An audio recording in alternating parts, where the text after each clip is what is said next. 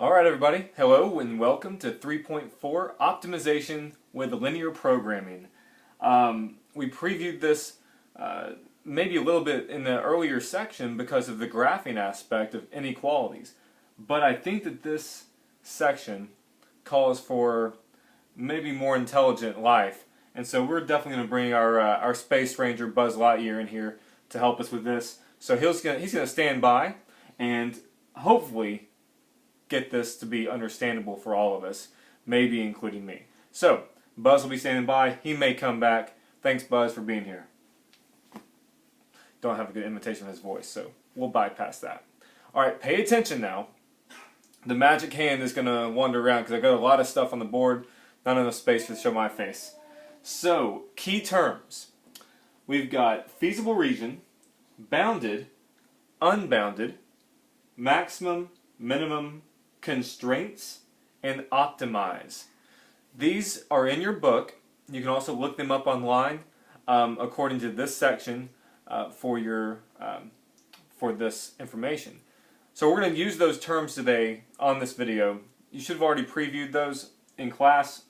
You should have those notes, and I would have them written down in your notes so that you have that to refer to. So let's get busy on the problem, because the problem has a different look to it. So if you'll look with me right here to the black 3 inequalities. Now usually on your problems you're going to have 3 inequalities or more, and then you're going to have this top blue line.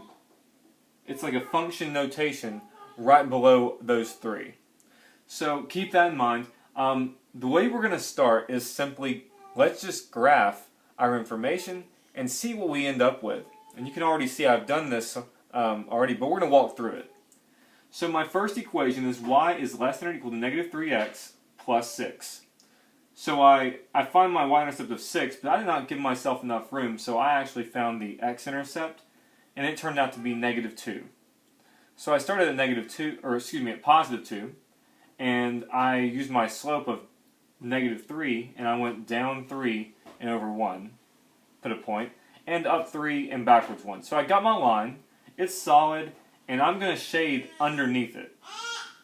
So you see how the shading did capitalize with that. Number 2 equation. Y is greater than or equal to negative x. So negative x. Well, I know it's a down slope. My y-intercept is 0. So I start at the origin, and I'm going to go up 1, backwards 1, up 1, backwards 1. I can also go down 1, forward, down 1, forward. And so I have this nice diagonal line. And I am greater than that, so I shade on top of. Now notice I've also labeled my lines so far, number 1 and number 2. Okay? That was Buzz's idea. He's pretty smart. Number 3. Less than or equal to 3. That's a constant, so treat it like a y-intercept.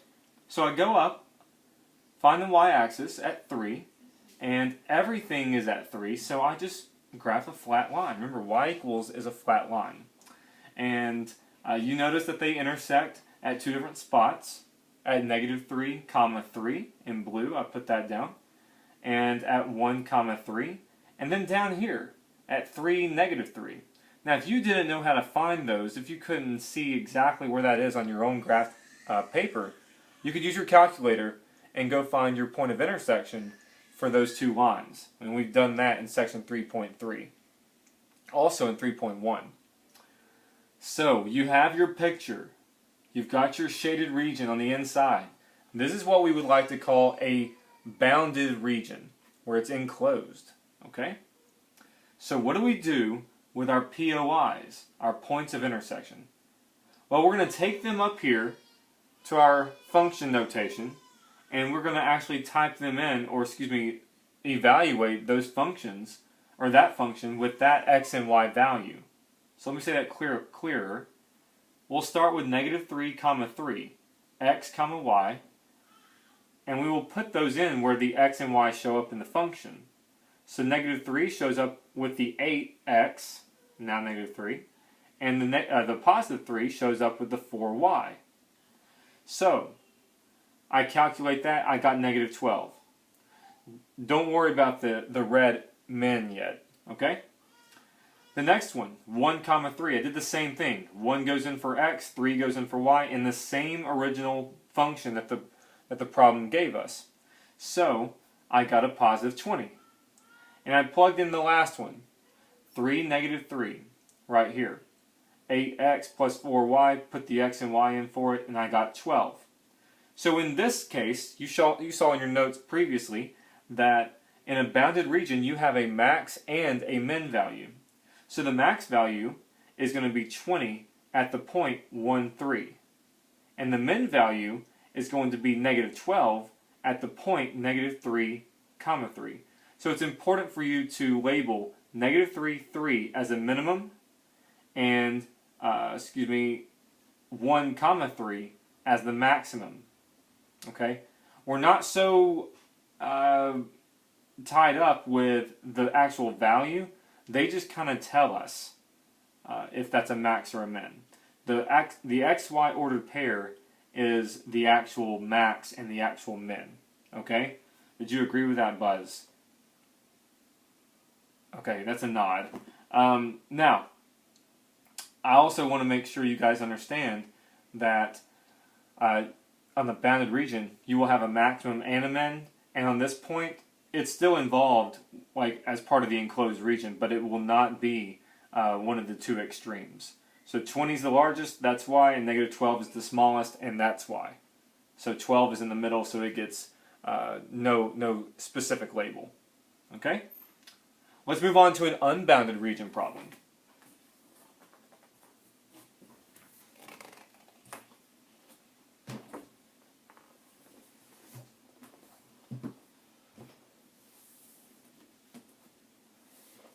Okay, so hopefully you can see this. An unbounded region. Let's look at the black first. The black, I've got 3 equations, 3 inequalities, and you have negative 3x plus 2, and we'll go ahead and start graphing that. So I started at 2 high, and I used my slope of negative 3. So I went down 3 and over 1, and I continued that and got a few points and put them on my graph. So line 1 is right there, the first of the 2 parallels. Now the second equation was a little bit more difficult. If you notice, it's in a standard form situation. So I actually used an x and y intercept technique. I took the x and I covered the y up, and I did 24 divided by 9, and I got 2 2/3. So that's the x-intercept. And for the y-intercept, I get 24 divided by 3, and that would be 8. So that was off my charts. But I was able to use this first point, and I rearranged it, got the slope, and it was negative 3 also. So the first 2 problems have a slope of negative 3, so that was not too bad, and that's actually kind of helpful for an unbounded idea. The third equation, inequality, was at negative 4. So I went down 4, and I just plotted a flat line. Remember, this is kind of like a b value, a y-intercept. There's no mx, so just the b. So I graphed that flat line. Well, you notice that after I've graphed these, if I follow my less than or greater than signs, the first one is greater than, so it's on top of that line. The second one is less than, so it's underneath the second line.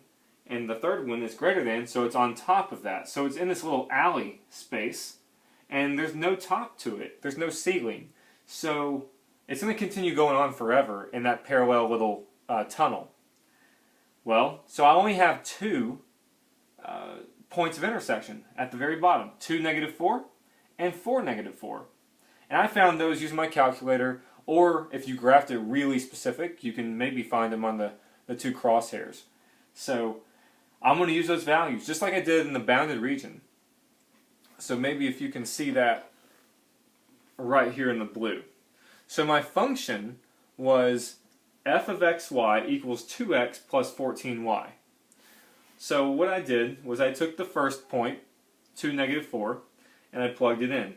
So the 2x, which is now 2, and then plus the 14y, and the y is negative 4 now, I calculated that and got negative 52. I don't know that that's a minimum yet, so I have to wait and calculate the other piece. So the other point was 4, negative 4. So I put it in, 2 times the x value of 4 plus 14 y value of negative 4. And I calculated that and I got negative 48. Well, I told you on the notes that in the class that for an unbounded region you either have a max or a min. Well, according to our picture, we have a minimum value, but we have no maximum going up high. And there's a little bit more specifics to that, but the idea is that if you have a bottom, you have a min. Okay? So in this case, the least value gives us the minimum, and negative 52 is definitely less than negative 48. So we have a minimum value at 2, negative 4. Okay, that's the answer right here. 2, negative 4 is a minimum value. And we also have a feasible region in the graph space. And we've got a baby on the loose coming towards me. So if she makes it in here, we might show her off. Anyways, constraints right here. All of our inequalities are constraints. And the feasible region is always our graphed space. So, if you have any questions, let me know in class. Make sure you watch the video. And hang on a second, I'll go get your surprise.